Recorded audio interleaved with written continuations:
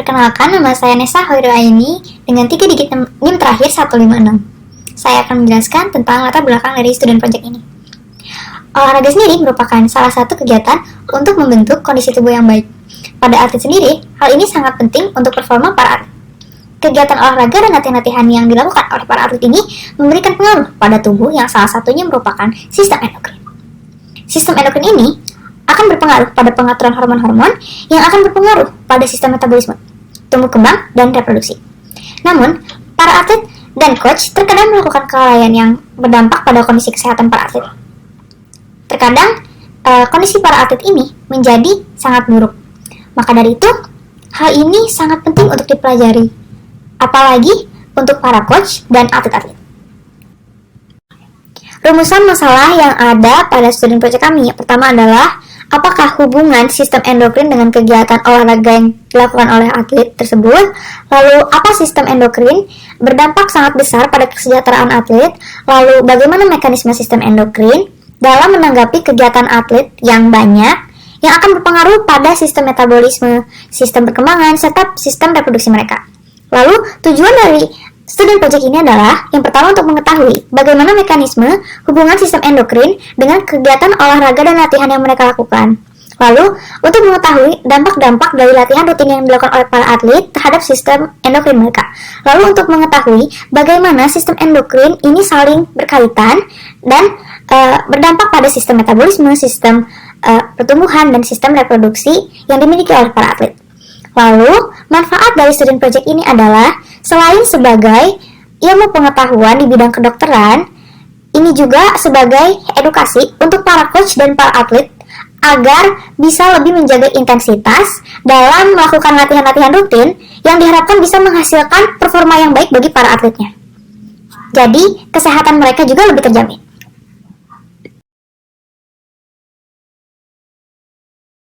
Perkenalkan, nama saya Bening Kinan Kalisa dengan NIM akhir 152. Pada kesempatan ini saya ingin menjelaskan mengenai homeostasis glukosa. Jadi tubuh kita itu akan selalu menyeimbangkan kadar gula darah dengan cara mengontrol hormon-hormon yang berperan dalam pengaturan gula darah itu sendiri.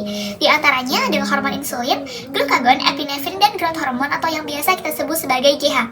Nah, misalkan keadaan tubuh kita itu sedang dalam keadaan hipoglikemi atau kondisi di mana kadar gula itu di bawah batas normal, maka respon pertama yang akan dikeluarkan oleh tubuh adalah dengan menurunkan produksi dari insulin yang kemudian dilanjut dengan peningkatan sekresi glukagon. Nah, hormon insulin dan glukagon ini disebut sebagai regulator utama dalam kontrol gula darah. Sedangkan untuk epinefrin dan growth hormone disebut sebagai respons sekunder, di mana mereka hanya akan disekresikan ketika setelah terjadi sekresi glukagon kadar gulanya masih di bawah normal. Nah, hipoglikemia yang terjadi dalam waktu lama dapat membentuk keadaan HAF atau Hypoglycemia Associated Autonomic Failure, di mana ini artinya adalah kondisi ketika hipoglikemia yang terjadi sudah mengganggu sistem regulasi glukosa.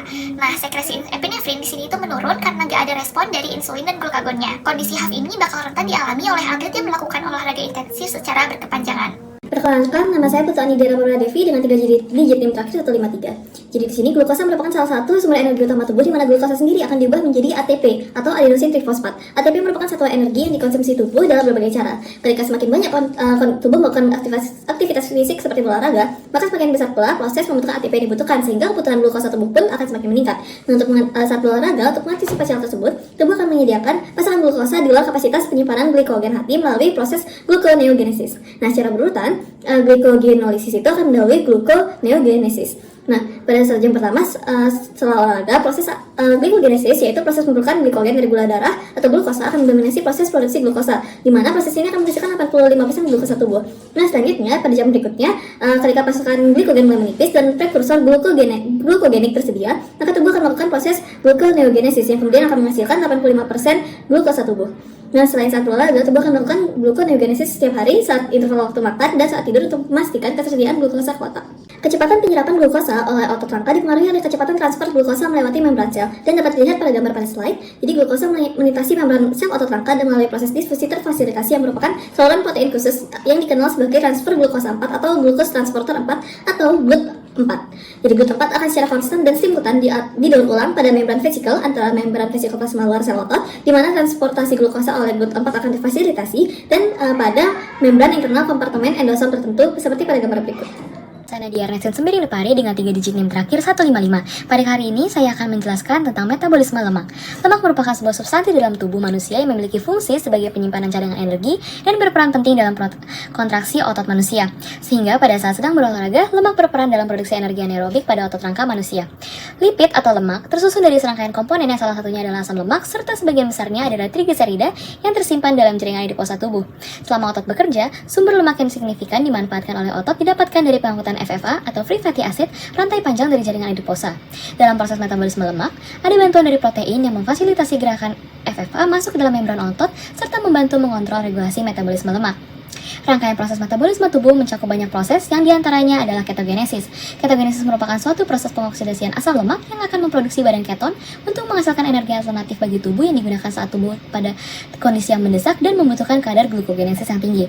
Proses regulasi ketogenesis bervariasi tingkatannya dapat dipengaruhi oleh berbagai faktor, antara lain penyerapan dan modifikasi NAFA atau non-esterified fatty acid menjadi badan keton di hati, perpindahan NAFA oleh jaringan adiposa, hingga hormon insulin juga ikut berperan. Selama berolahraga, tubuh akan mengalami penurunan insulin diakibatkan karena insulin menghambat ekstraksi fraksional NAFA sehingga penyerapan NAFA di hati akan meningkat pada saat olahraga. Perkenalkan, saya Filbert Purbowo dengan NIM akhir 148. Saya akan menjelaskan mengenai protein turnover. Protein turnover merupakan proses fisiologis yang berfungsi untuk pertumbuhan jaringan dan lain-lainnya. Protein turnover meliputi proses sintesis dan degradasi protein. Setiap sel melakukan sintesis dan perusakan protein untuk menjaga proteostasis, yaitu homeostasis protein pada sel. Masing-masing memiliki laju sintesis dan degradasi yang unik. Protein turnover ini penting karena berbeda dengan glukosa yang dapat disimpan dalam tubuh kita sebagai cadangan dalam bentuk glikogen. Protein tidak bisa disimpan sebagai cadangan dalam tubuh kita. Oleh sebab itu perlu dibuang dalam bentuk urea setiap harinya, bernilai sekitar 1 hingga 2%. Laju terjadinya protein turnover ini dapat dipengaruhi oleh berbagai faktor seperti umur, stimulus dari luar, penyakit, dan lain-lainnya. Umumnya, pada manusia dewasa, protein turnover bernilai sekitar 5,7 gram per kilogram berat badan per hari. Total sintesis protein bernilai sekitar 3 gram per kilogram massa tubuh per hari, dan degradasi protein pada otot rangka manusia bernilai sekitar 34 nanomol per jam per gram per berat basah tubuh kita. Sekian dari saya, terima kasih. Perkenalkan, saya Skyline Hetantuta dengan 3 digit NIM terakhir 145. Dan pada kesempatan kali ini saya akan sedikit menjabarkan mengenai proteolisis. Jadi proteolisis itu adalah proses di mana protein dipecah menjadi polipeptida atau sepenuhnya menjadi asam amino oleh enzim proteolitik. Selama berolahraga, proteolisis otot rangka diatur dengan ketat, melibatkan sistem proteolitik intramuskular kompleks yang mengenali dan mendegradasi protein otot dan mendaur ulang prekursor asam amino bebas untuk sintesis protein dan produksi energi. Jadi terdapat beberapa sistem proteolisis seluler utama. Yang pertama ada sistem ubiquitin, yang adalah jalur di mana protein yang dimaksudkan untuk penghancuran secara enzimatik ditandai dengan polipeptida ubiquitin yang kemudian akan dilakukan penghancuran yang bergantung pada ATP dalam inti. Lalu yang kedua ada sistem autofagi, adalah salah satu jalur degradasi protein utama dalam hampir semua sel tubuh. Ini melibatkan penyerapan protein atau organel disfungsional dalam vesikal terikat membran atau yang disebut autofagosom dan difusi selanjutnya dari vesikal ini dengan lisosom, di mana peran sitoplasma yang dienkapsulasi, terdegradasi dan biomolekul penting didaur ulang. Dan yang terakhir ada caspase atau protease cysteine aspartate. Ini adalah keluarga enzim proteolitik yang paling dikenal dengan perannya dalam memulai apoptosis atau kematian sel. Aktivitas caspase sangat terlibat dalam proses regenerasi sel terhadap keturunan sel otot yang merupakan langkah penting dalam pertumbuhan dan regenerasi otot oleh sel satelit. Jadi pada intinya, secara keseluruhan proteolisis merupakan bagian penting dari produksi serat otot rangka baru dan mengadaptasi serat otot untuk stres seluler. Sekian dari saya, terima kasih. Perkenalkan, nama saya Putu Cahaya Pramaswari dengan 3 digit NIM akhir 151. Pada kesempatan kali ini, saya akan membahas mengenai pengaruh hormon dalam peristiwa protein turnover. Yang pertama, saya akan membahas mengenai eksperimen yang dilakukan oleh peneliti zaman dahulu untuk membuktikan adanya pengaruh hormon dalam peristiwa protein turnover. Yang kedua, saya akan membahas mengenai hormon-hormon apa saja yang bekerja dalam peristiwa protein turnover. Pertama, mengenai eksperimen. Eksperimen ini dilakukan oleh 2 orang. Yang pertama ada oleh Goldberg dan ada oleh Wolff. Oleh Goldberg sendiri, dia menggunakan tikus sebagai spesimennya dan mendapatkan hasil bahwa hipertrofi pada otot itu disebabkan oleh mekanisme kerja intrinsik yang terjadi dalam otot itu sendiri. Dan yang kedua ada Wolff. Wolff menggunakan manusia sebagai eksperimennya dan mendapatkan hasil bahwa hipertrofi pada otot juga dipengaruhi oleh glukosa dan hormon yang tersedia dalam tubuh dan otot itu. Dan kedua, saya akan membahas mengenai hormon apa saja yang mempengaruhi peristiwa protein turnover. Yang pertama ada insulin. Insulin memiliki pengaruhnya dalam peristiwa proteolisis. Insulin ini dapat mempengaruhi kecepatan pengambilan asam amino dalam otot rangka. Yang kedua ada kortisol. Kortisol juga memiliki peran sentralnya dalam peristiwa proteolisis. Kortisol itu bekerja sama dengan glukokortikoid dan ion kalsium dalam melakukan proteolisis. Yang ketiga ada growth hormone. Growth hormone memainkan perannya dalam peristiwa sintesis protein. Growth hormone ini menginisiasi terjadinya peristiwa translasi. Dan yang ketiga ada androgen. Androgen di sini yang berperan adalah testosteron. Testosteron sendiri memainkan perannya dalam peristiwa sintesis protein. Perkenalkan, nama saya Jashini Sadora Mana masih menjuntak dengan 3 NIM terakhir 147. Pada kesempatan kali ini saya akan menyampaikan presentasi saya. Regulasi endokrin berdampak pada tingkat kekebalan, termasuk transkripsi dan translasi proses biogenesis mitokondria. Proses ini bergantung pada faktor transkripsi, TFAM, dan ekspresi fungsi yang telah dimodifikasi dari aktivitas kontraktil. Biogenesis mitokondria distimulasi oleh aktivitas kontraktil, hormon tiroid, dan glukokortikoid dengan kadar yang tinggi. Glukokortikoid memengaruhi massa dari mitokondria itu sendiri. Metabolisme NADH dan FADH2 akan dioksidasi menjadi proton yang kemudian disalurkan melalui membran. Dapat terjadi kebocoran pada membran yang disebut dengan uncoupling atau UCP. UCP1 terjadi di mitokondria jaringan adiposa coklat yang berhubungan dengan termogenik. UCP2 terjadi di jaringan adiposa putih dan otot rangka yang berkorelasi dengan RMR. Dan UCP3 di otot rangka dan jaringan adiposa coklat berkorelasi dengan metabolisme tidur. Koenzim Q merupakan kofaktor penting untuk proses transportasi dari rantai pernafasan dan transportasi proton UCP.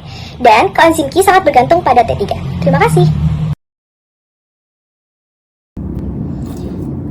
Perkenalkan, nama saya Putu Nadia Anita Prasanti dengan NIM 22025111150. Tulang merupakan material komposit yang tersusun dari 4 komponen utama. Yang pertama adalah mineral, kemudian ada protein ekstraseluler, air, dan juga sel.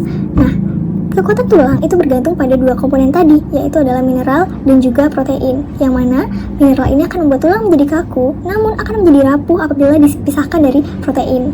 Nah, tulang ini secara historis dikelompokkan sebagai alat gerak pasif. Mengapa demikian? Nah, tulang ini dikelompokkan ke dalam alat gerak pasif karena tulang ini tidak mengambil bagian yang cukup besar dalam penggunaan energi dalam tubuh kita, sehingga ia dikategorikan sebagai alat gerak pasif. Nah, pada orang tua, kejadian patah tulang itu bisa dibilang cukup banyak ya, mengingat dibandingkan dengan remaja itu, populasi ditemukannya kejadian patah tulang pada orang tua itu 2 kali lipat lebih banyak. Nah, kejadian patah tulang ini bergantung pada beberapa faktor. Nah, salah satu faktor yang paling penting itu adalah protein tulang. Nah, protein yang dalam tulang itu merupakan jenis kolagen tipe 1, yang mana kolagen tipe 1 ini merupakan matriks ekstraseluler tempat tulang tersebut disimpan. Baik, perkenalkan kembali, nama saya Putu Nadia Anita Prasanti dengan NIM 22025111150. Jadi tadi kita sudah membahas tentang apa saja komposisi yang ada dalam tulang. Nah, kali ini kita akan membahas tentang bagaimana mekanisme dari regenerasi tulang. Nah, jadi secara umum, tulang itu akan dipecah, kemudian akan mengalami suatu proses resorpsi, yang mana proses tersebut akan dilakukan oleh osteoklas. Kemudian setelah mengalami proses resorpsi, tulang akan mengalami pembentukan kembali atau regenerasi, yang mana proses tersebut akan dilakukan oleh osteoblas. Nah, jadi setiap hari tubuh kita itu mengalami retakan-retakan mikro dalam tulang, yang mana retakan mikro tersebut disebabkan oleh aktivitas mekanis yang kita lakukan setiap hari tanpa kita sadari. Oleh karena itu, mekanisme dari regenerasi tulang ini penting untuk memperbaiki retakan-retakan mikro tersebut. Nah, jadi bagaimana sih mekanisme dari regenerasi tulang? Nah, jadi yang pertama, osteoklas ini akan bermigrasi ke dalam tulang dan menyerap setiap retakan-retakan mikro tersebut. Kemudian peran tersebut akan dilanjutkan oleh osteoblas, di mana osteoblas ini akan masuk ke dalam bagian-bagian yang masih kosong dalam tulang dan mengisi bagian yang kosong tersebut dengan matriks kolagen tipe 1 dan juga garam mineral ke dalam pori-pori matriks. Perkenalkan, nama saya Kini Chatedianto dengan 3 digit NIM terakhir 154. Di sini saya akan menjelaskan tentang regulasi fungsi reproduksi. Nah, atlet-atlet kompetitif yang berlatih keras cenderung mengalami reduksi di massa tulang dan juga level estrogennya. Atlet perempuan dapat mengalami amenoria. Dapat berupa amenoria primer, yaitu saat menarke atau siklus menstruasi pertama tidak tiba tepat waktu, atau amenoria sekunder yang dialami setelah menarke, di mana siklus menstruasi tidak berkelanjutan untuk beberapa saat. Faktor utama yang diyakini adalah efek olahraga kelas berat terhadap ketersediaan energi. Biaya energi olahraga yang dilakukan cukup berat, sehingga terdapat ketersediaan energi yang rendah. Yang dimaksud ketersediaan energi di sini adalah asupan energi yang didapat dari nutrisi makanan dikurangi pengeluaran energi oleh olahraga. Solusi reverse yang dianjurkan dan hampir selalu berhasil adalah mengonsumsi suplemen makanan. Sekian dari saya, terima kasih. Baik, saya Gusti Agung Krisania Mahaputri dengan NIM 22025111143 akan melanjutkan dengan menjelaskan regulasi sistem reproduksi wanita. Pada dasarnya, wanita mengalami 3 fase yang menggambarkan siklus seksnya.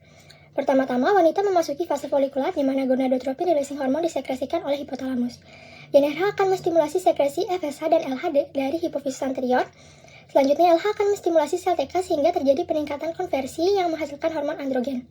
Sedangkan FSH akan menstimulasi sel granulosa memproduksi enzim aromatase sehingga estradiol estrogen meningkat. Setelah proses-proses tersebut, terjadi umpan balik negatif dan positif yang memberikan dampak akhir peningkatan LH sehingga folikel pecah dan ovum keluar, di mana fase ini merupakan fase ovulasi. Selanjutnya, terjadi fase luteal di mana korpus luteum aktif. Hormon estrogen yang menyebabkan penebalan endometrium lebih sedikit disekresikan dibandingkan fase-fase sebelumnya. Sedangkan sekresi progesteron meningkat, di mana progesteron berperan dalam membuat vaskularisasi yang memadai untuk implantasi ovum yang terfertilisasi. Sehingga dapat disimpulkan bahwa infertilitas pada wanita dapat terjadi karena fertilisasi yang terjadi setelah korpus luteum dalam memproduksi progesteron, di mana dinding dari endometrium akan meluruh atau terjadi menstruasi atau kegagalan ovum keluar dari ovarium. Sekian, terima kasih. Baik, perkenalkan kembali, nama saya Putu Nadia Anita Prasanti dengan NIM 22625 11150. Jadi, kali ini kita akan melanjutkan dengan karakteristik ovarian aksis pada alat perempuan. Jadi, amenorrhea sekunder itu merupakan suatu berhentinya siklus menstruasi pada perempuan beberapa saat setelah terjadinya menarche atau menstruasi pertama. Nah, jadi alat yang mengalami amenorrhea sekunder ini akan memproduksi atau memiliki estrogen serta progesteron yang lebih rendah setiap harinya. Nah, kemudian itu juga hal ini akan mengindikasikan fase tidak ada perkembangan dari fase folikel dan juga fase luteal. Hal ini berbanding terbalik ya dengan atlet yang mengalami eumenorea atau atlet yang memiliki menstruasi yang cukup normal, yang mana atlet eumenorea ini akan mengalami fase folikular yang panjang dan sebaliknya mengalami fase luteal yang cukup singkat dengan konsentrasi progesteron yang konstan setiap harinya. Nah, berdasarkan studi juga ditemukan bahwa prevalensi dari eumenorea pada atlet kelas berat atau prevalensi dari atlet yang mengalami menstruasi yang cukup normal itu 10 kali lebih tinggi dibandingkan dengan populasi umum. Perkenalkan, nama saya Ida Ayu Perbasinta Dewi dengan 3 digit NIM terakhir 146. Di kesempatan kali ini saya akan menjelaskan mengenai hipotesis tentang mekanisme gangguan reproduksi pada atlet. Beberapa ilmuwan telah melakukan eksperimen gangguan menstruasi pada atlet perempuan. Eksperimen-eksperimen ini menghasilkan beberapa hipotesis. Salah satu hipotesisnya adalah adanya respon akut dari endokrin terhadap aktivitas olahraga, bahkan aktivitas olahraga dapat mengganggu sistem reproduksi perempuan.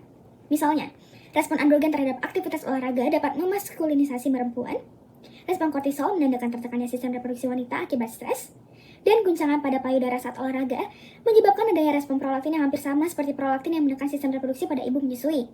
Meskipun begitu, respon akut androgen, kortisol, dan prolaktin ini terhadap aktivitas olahraga ini ternyata lebih sedikit di atlet amenorrhoik dibandingkan pada atlet eumenorrhoik. Nah, secara garis besar, terdapat 6 subtopik yang akan kita bahas pada sebab ini, yaitu adalah hipotesis lemak tubuh, hipotesis stres, hipotesis ketersediaan energi, pengujian hipotesis stres akibat olahraga dan ketersediaan energi, ketergantungan dosis LH plus teliti pada ketersediaan energi, dan gangguan reproduksi pada atlet pria. Kemudian, dari keseluruhan hipotesis yang ada, dapat disimpulkan bahwa olahraga tidak memiliki efek supresif terhadap fungsi reproduksi, selain berdampak kepada energi cost dan ketersediaan energinya. Ketika energi ekspeditor olahraga meningkat, daya tarik energi intake harus ditingkatkan juga untuk mempertahankan ketersediaan energi pada nilai 30 kilokalori kilogram FFM per hari agar sistem reproduksi dapat berfungsi dengan normal.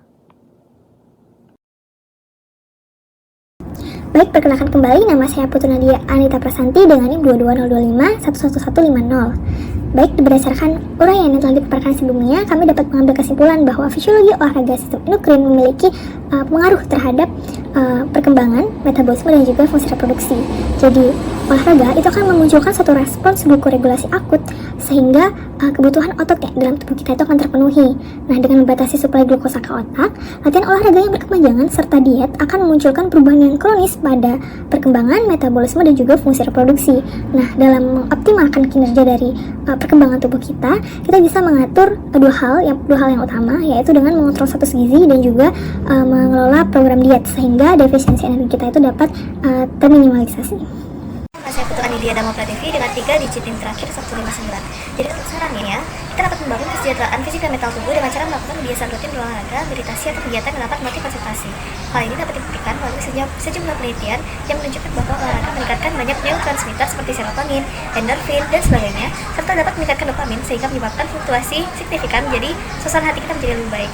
Nah, untuk memaksimalkan efek positif dari olahraga ini, disarankan pada tempat kerja, perusahaan dapat mengatur tempat olahraga atau fasilitasi karyawannya untuk dapat melakukan olahraga dengan cara mengatur gym atau melakukan kerjasama dengan gym setempat. Sekian dan terima kasih.